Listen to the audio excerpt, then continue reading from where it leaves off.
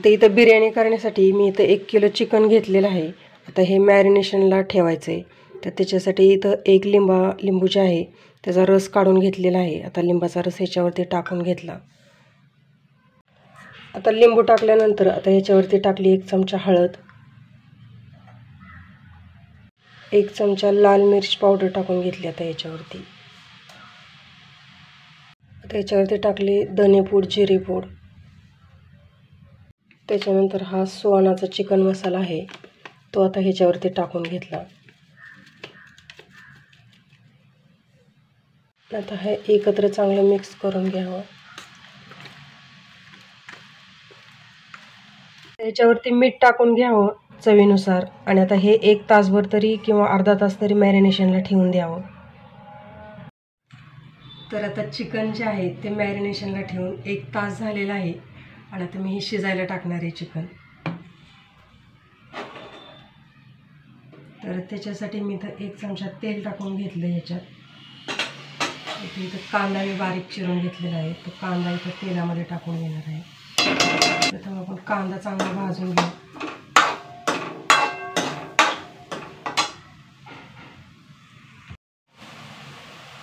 तर आता इथं आपला कांदा जो आहे तो थोडा भाजत आलेला आहे। तर ह्याच्यामध्ये मी ही घेतलेली आहे आलं लसूणची पेस्ट, ती आलं लसूणची पेस्ट थोडी टाकून घेऊया। आता ह्याच्यात आता ही चांगली तेलात तळली गेली पाहिजे आलं लसूणची पेस्ट।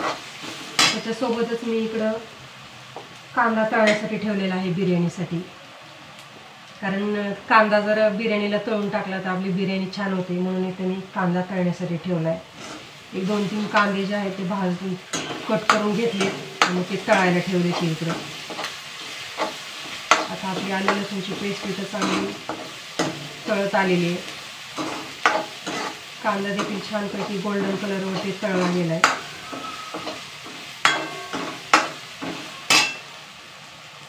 आता इथं मी घेतली थोडीशी कसुरी मेथी, ती कसुरी मेथी आता ह्याच्यामध्ये आपण टाकून घेऊ, थोडी हातावरती अशी चुरून।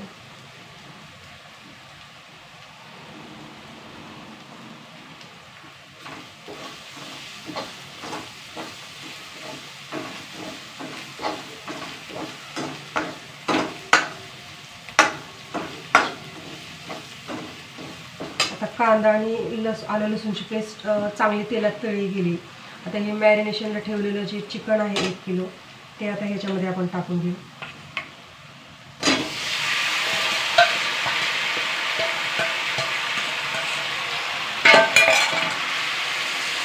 चांगलं एकत्र मिक्स करून घेऊ। आता हे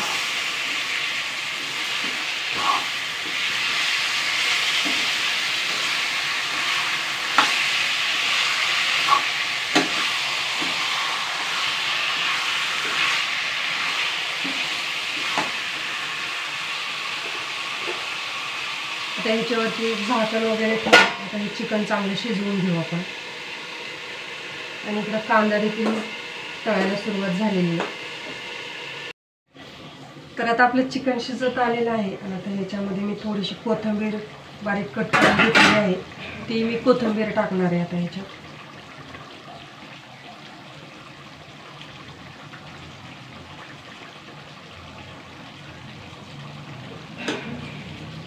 चांगलं हलवून घ्यावं आता हे।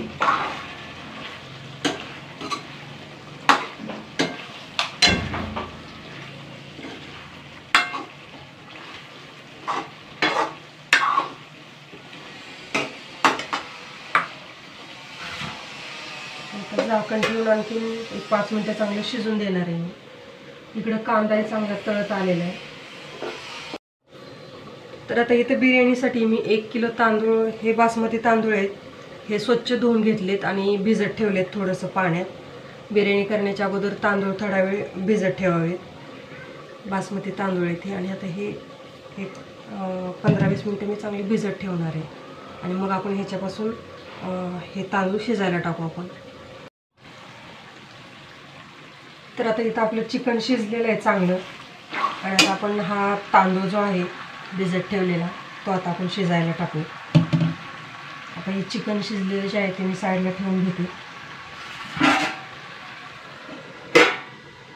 इथं बिर्याणी करण्यासाठी मी इथं पातेलं गरम होण्यासाठी ठेवले आणि त्याच्यामध्ये मी टाकते तूप. तेलाऐवजी तूप टाकावं म्हणजे आपली बिर्याणी जी आहे ती अगदी छान चवदार अशी बिर्याणी होते, म्हणून मी इथं तूप वापरलेलं आहे. बिर्याणी नेहमी कधी करते वेळेस तूपच वापरावं बिर्याणीला. साजूक तूप आहे हे, ते आता मी बिर्याणीसाठी वापरले 1 चमचा. तर आता आपलं तूप गरम झालेलं आहे आणि आता इथं मी 1 चमचा जिरे घेतलेले. आता जिरे टाकून घेते मी या तुपात. त्याच्यानंतर इथं 3 ते 4 हिरव्या मिरच्या घेतलेल्या आहेत कट करून, ते आता टाकून घेते तुपात. त्याच्यानंतर हा भिजत घातलेला तांदूळ जो आहे बासमती तो टाकून घ्यावा आता ह्याच्यात. आता आपल्या मिरच्या आणि जिरे चांगलं तडतडलेले आहेत तुपात. तांदूळ जो भिजवलेला आहे ते आता सर्व टाकून देणार ह्याच्यात.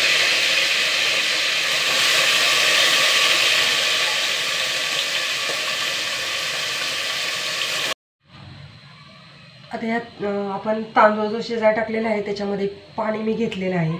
आता याच्यामध्ये 3 लिटर तरी पाणी ओतून घ्यावं. 1 किलो आपण बासमती तांदूळ घेतले आहे तर त्याला.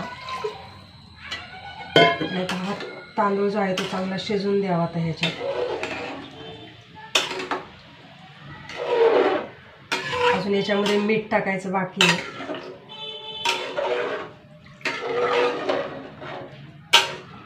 पाणी जास्तही टाकू नये आणि प्रमाणातच शिजवून घ्यावं. बिर्याणीला भात जो आहे तो शिजवते वेळी 70 ते 80% शिजवून घ्यावा. जास्त ओव्हरकुक नाही करावा तांदूळ हा. आता मी याच्यामध्ये मीठ टाकून घेते. आता याच्यामध्ये चवीनुसार मीठ टाकून घ्यावं. आता याच्यामध्ये मी 1 ते 1.5 चमचा मीठ टाकून घेणार आहे आणि आता हा भात जो आहे तो आपला चांगला शिजवून देणार आहे. आता भात जो आहे तो आपला शिजवते वेळी इथं मी लिंबाचा रस घेतलेला आहे. 1 लिंबू पिळून घेतलेला आहे. तो लिंबाचा रस आता याच्यामध्ये टाकून घ्यावा. आणि आता आपला हा बासमती तांदळाचा भात जो आहे तो चांगला शिजवून घ्यावा. आता हे तांदूळ चांगले जास्त नाही शिजवायचे, 70 ते 80%च तांदूळ शिजवून घ्यायचे म्हणजे आपली ही बिर्याणी जी आहे ती छानपैकी तयार होते. म्हणून याला तांदूळ हे ओव्हरकुक नाही करायचे. तर आता इथे मी काही खडे मसाले घेतलेले आहेत. त्याच्यामध्ये लवंग, दालचिनी, काळी मिरी आणि तमालपत्र घेतलेलं आहे. त्याच्यानंतर चक्रफूल आहे. आता हे थोडंसं खलबत्त्यामध्ये मी थोडंसं क्रश करून घेणार आहे. जास्तही बारीक नाही करायचं, थोडंसं मोठंच ठेवायचं. आता हे सर्व खडे मसाले जे आहेत ते मी आता कुटून घेणार आहे. आता इथं मी हे खडे मसाले जे आहेत ते असे क्रश करून घेत आहेत. आणि आता आपला भात शिजत आलेला आहे. आता ह्याच्यामध्ये आपण हे सर्व मसाले जे आहेत ते टाकून घेणार आहोत. आता हे चांगलं एकत्र मिक्स करून घ्यावं.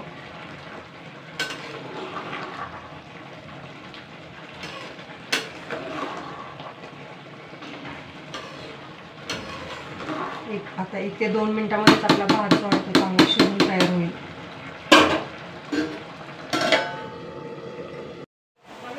तर इथं बिर्याणीसाठी आपला भात जो आहे तो चांगला शिजून तयार झालेला आहे आणि आता ह्याच्यापासूनच आपण बिर्याणी तयार करून घेणार आहोत.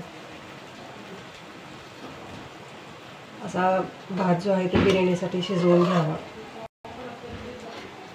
तर इथं बिर्याणीसाठी आपला भात जो आहे तो अशा छानपैकी शिजून तयार झालेला आहे आणि आता ह्याच्यापासूनच आपण बिर्याणी तयार करणार आहोत.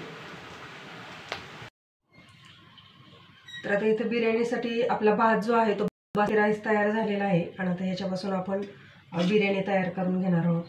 तर इथं हे तळून घेतलेला कांदा आहे तो आता ह्याच्यामध्ये मिक्स करून घेते मी.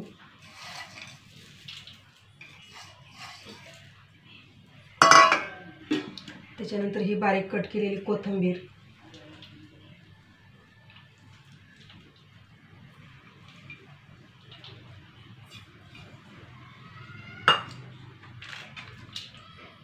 त्याच्यानंतर हा बिर्याणी मसाला आहे रेडीमेड तो आता ह्याच्यामध्ये टाकून घेणार आहे.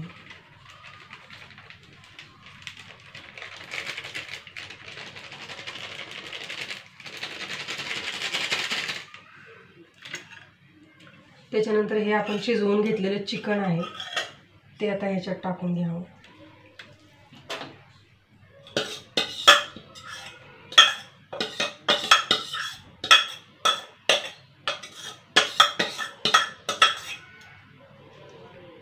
आता हे हलक्या हाताने एकत्र सर्व चांगलं मिक्स करून घ्यावं. जास्तही जोरात नाही मिक्स करायचं, नाही तर मग भात तुटला जातो. म्हणून हे हलक्या हातानेच मिक्स करून घ्यायचं सर्व.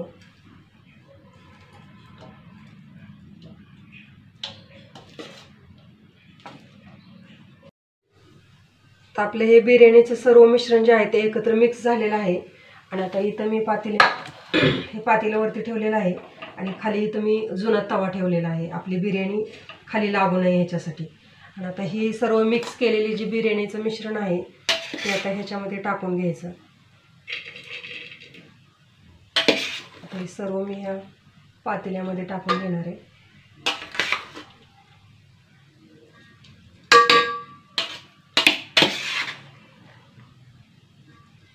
आणि आता गॅसच्या लो मिडियम फ्लेमवरती हे झाकून ठेवायचं आणि एक 10 मिनटं चांगलं वाफलून द्यायचं. हे